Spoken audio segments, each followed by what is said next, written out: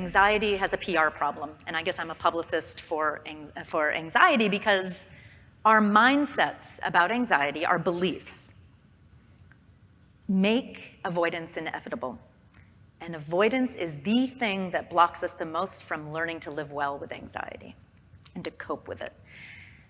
And so this has led me to the unavoidable conclusion that what we really have to do before we can really make any advances in coping and working with this crisis of anxiety right now in our kids and in ourselves is we need to learn a new mindset. Now, I wasn't the first one who thought this. The Danish philosopher Søren Kierkegaard, 180 years ago, wrote a whole book about anxiety. Now, some of you may not be into crusty old philosophy, but there's this beautiful quote from the book in which he wrote, "To learn to be anxious in the right way is to learn the ultimate," which is radical in many ways because it assumes that there is a right way. And it's also telling me, when I read this, that there are skills that we can build, that mental health isn't just the absence of anxiety, it's the ability to struggle with it and learn to be anxious in the right way. But don't take philosophy as alone. There is incredible science that's been growing for the past 10 or 20 years as well that talks about the power of these mindsets that I'm talking about, in particular when it comes to anxiety and stress.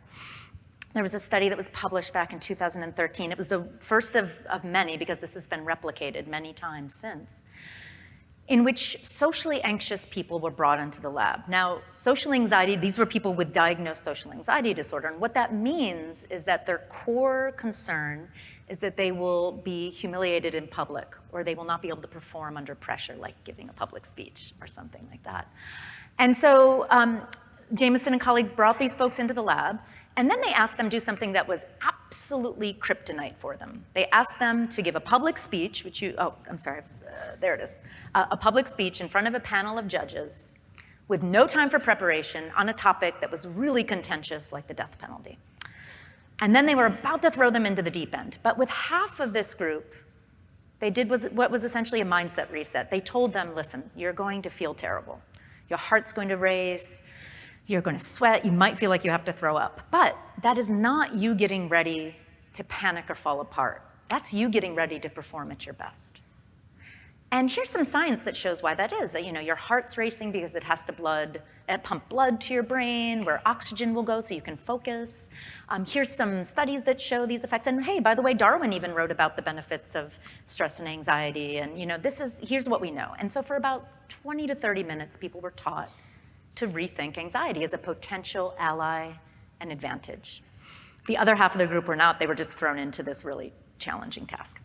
And what do you know? The people who learned to think differently about their anxiety, not only did they perform better, so they were more confident, they had fewer ums and ahs, but they had a lower heart rate and lower blood pressure. So their biology changed. They appeared more like people who were focused and ready to go, not like people who were panicked or falling apart.